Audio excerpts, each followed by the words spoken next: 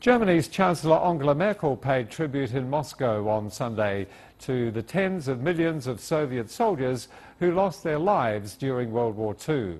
The Chancellor's visit came a day after Russia celebrated the 70th anniversary of the war's end with the biggest military display in Russian history, a display Merkel and other Western leaders chose to forego.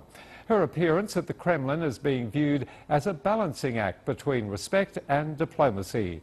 CCTV's Stephanie Fried filed this report from Moscow.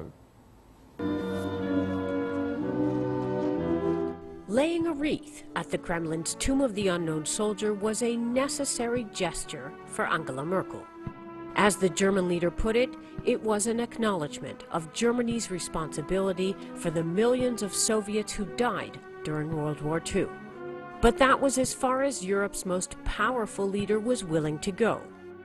Merkel and other Western officials stayed away from Russia's splashy Victory Day military display on Saturday in response to Russia's role in the ongoing Ukraine crisis and Crimea joining Russia last spring. Chancellor Merkel, the West's key negotiator with President Putin over the Ukraine crisis, has met with Russia's leader 6 times during the past half year. We, as you know, did a good deal in order to make the relations between Russia and Germany today develop as successful as possible, and we achieved a lot. Today, as we know, there are problems. We are aware.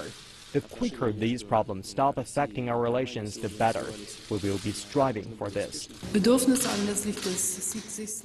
It is good that we have the opportunity to discuss bilateral relations between Russia and the whole European Union, and of course to discuss developments in Ukraine and the country's territorial integrity.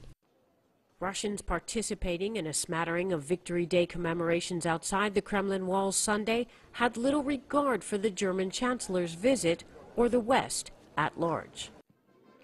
Merkel may not hold sway with the Russian people, but history and the region's geopolitical future were on her agenda as she visited the Kremlin.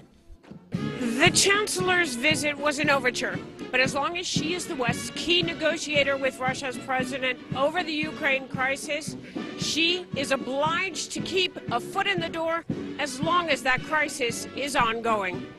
Stephanie Fried, CCTV, Moscow.